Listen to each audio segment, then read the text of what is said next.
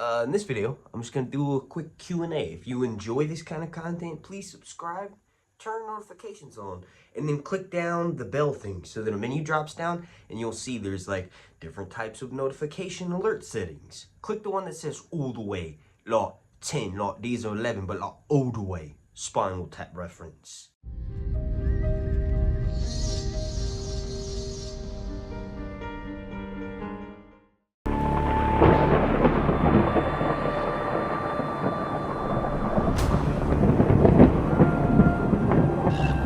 Now, the first comment comes from a user named John Rod, and they said, if I missed this live, I watched the replay, 100% fist emoji. Well, thank you. That's awesome. The reason why I did that little bit about making sure you turn your notifications all the way on, so that way, you know, YouTube sends you alerts every single time I upload, not just some of the times.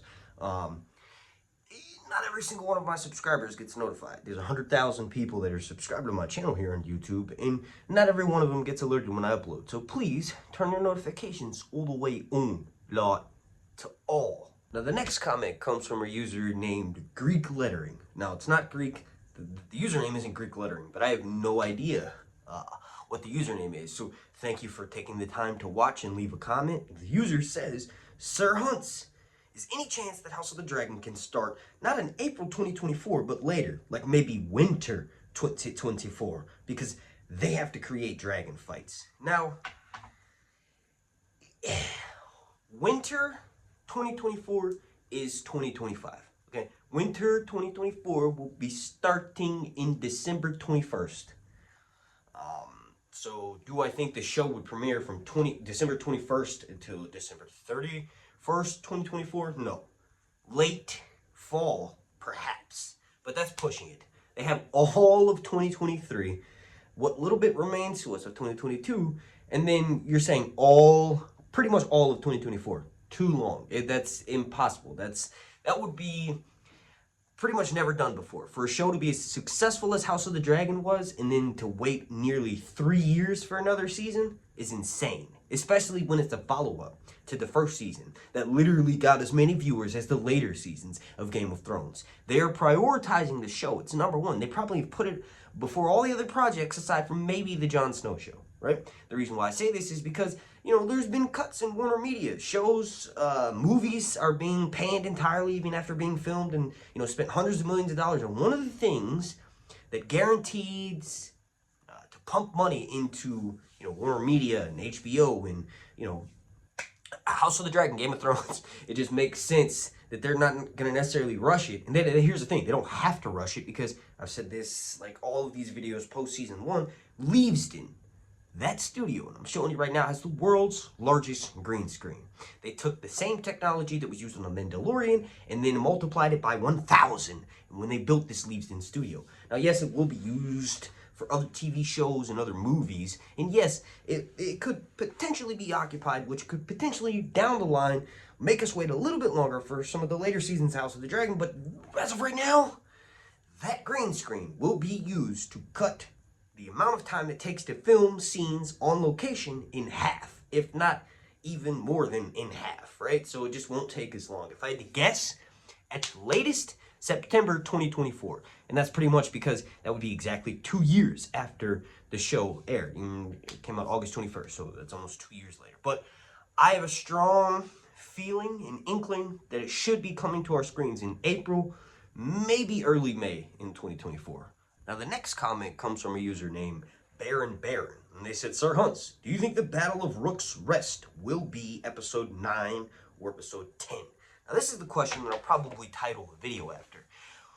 Rook's Rest will happen in season 2. The question is when, right? So, infamously, episode 9, episode 10 in Game of Thrones, and also in House of the Dragon, as we saw, right, is the episode where things heat up, kick off, and then, you know, the cliffhanger for the next season is usually set up in that episode. Rook's Rest is going to be one of the bigger battles, right? In my opinion, and I've said this before, Season 2 should theoretically end with the fall of King's Landing, and Rhaenyra should be crowned, sitting the Iron Throne in King's Landing. And then for pretty much the entirety of Season 3, we're going to see Rhaenyra's policy and the reign of the Half-Year Queen, right? That section from Fire and Blood. If that's the case, Rook's Rest should actually happen before episode 9 or episode 10. Maybe even episode 6, right? Like, yes, this is the episode where Rhaenys dies. Yes, I've been sent leaks that said instead of Rhaenys being burned and unrecognized, Sunfire eats her carcass. Now, like, take that with a grain of salt, but you gotta realize that Sunfire literally eats carcasses after it's so badly damaged by melees, So what happens at Rook's Rest is this castle, right, that calls for help to the Team Blacks, right? They pledge their fealty to Rhaenyra. They call Rhaenyra and they say, hey, please come and help us. And Rhaenyra just lost her son Lucerys, so she's slow to act, right? But it's a trap. The Greens want Rhaenyra to come there with her dragons because Vhagar is there, and so is Sunfire, right? So when a dragon rider is finally sent from Dragonstones, from the Blacks, to go fight the Greens at Rook's Rest, it's melees, right? So at this time, Rhaenys and her husband Corlys have taken over the Black Council along with Jace, right? They're very much leading the war plans. Rhaenys sort of takes up the call and goes and helps out at Rook's Rest. When she gets there, she sees that it's a 2v1. It's one of them being the biggest, most baddest dragon since Balerion, and the other one being the most beautiful dragon, right? Versus her and Meleys, the Red Queen. So, they engage in battle. What ends up happening is Meleys badly burns Aegon, and it gets to the point where Aegon's armor is actually fused to his body. It's just crazy, right? He does end up healing from this, but his healing process is insane. He sleeps most of the day, and after he's damaged from that point forward, he's kind of dead until he does finish healing because Aemon assumes the crown. He never takes the role of, King Aemon, right? But he is very much the protector of the realm, and he starts leading the fight for the sides of the Greens, and it sets up, Aemon for this awesome character arc. But in that fight, like I said, the burns that Aegon receives causes him to, become my favorite version of his character, which is this dude that sort of gets off watching other people. Like, if you want to go by mushrooms first, but this is going to be nuts to see Tom Glencairn assume all of that, burnt makeup. Like, I imagine half of his face will be burned. There will be pieces of his arm. Like, the TV show has a tendency to either do things from the books, like 2 and 11, or just do a slight version of it, so where you can see all the small folks sort of whipped up these rumors. So if that's the case, maybe they'll have little tiny flakes of metal sticking out of his burn. That's going to be nuts. It will definitely be pussing. I imagine Ryan Condal will take direction from what Victarion Greyjoy's hand looks like, and it's this ham fist. Basically, Victarion's hand gets poisoned.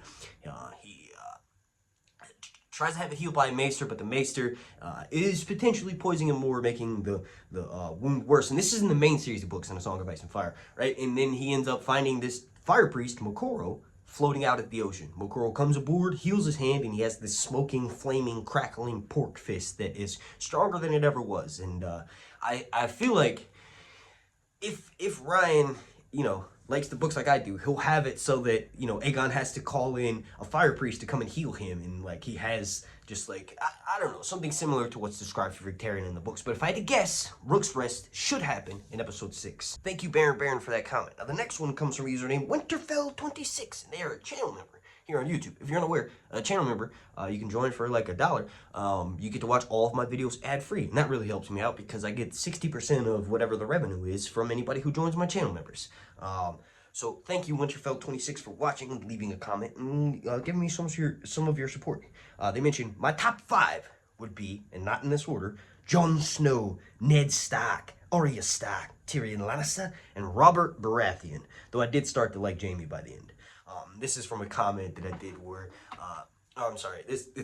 it's a comment from a live stream that I did where a question was brought up in the chat where people were asking me who my favorite characters were, and it was nigh impossible for me to pick and choose favorite characters. But it's easier to pick POVs because I feel like I know more about them personally. And also, speaking of which, I go live every Saturday at 7 p.m. And I know I'm saying that now in this video, but it could potentially be changed because, I have 2 small children, and we no longer have a babysitter. So I'm by myself at nighttime while my girl's at work. So that time stream may change, but that's besides the point, right? So if I had to list my favorite 5 characters, the reason why I brought this comment up in this, just to choose, putting myself on the spot here. All right, number 1, Cersei Lannister. You're probably like, what? What? Yes, I know. But when I say favorite, I don't necessarily mean someone that I idealize and want to become. I mean someone that is just delectable to read. Cersei, right? Number 2, Tyrion, Jon Snow, Jaime, and Breanne, right? All tied for number 2, okay?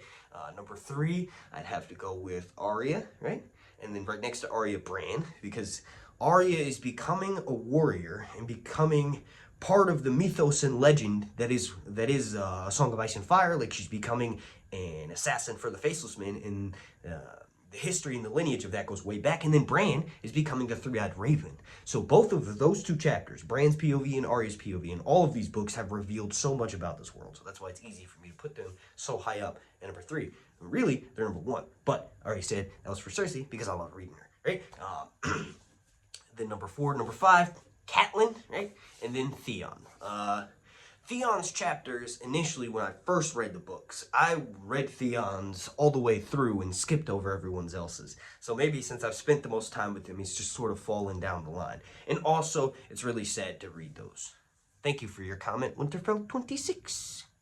Okay, one of the last comments I want to address in this video comes from a user named LaQuisha Monique, and she says, how can a release date be confirmed when they haven't started filming? This cannot be correct. Do you know how work go in post-production alone? I did that because the last part was all capitalized, as you can see.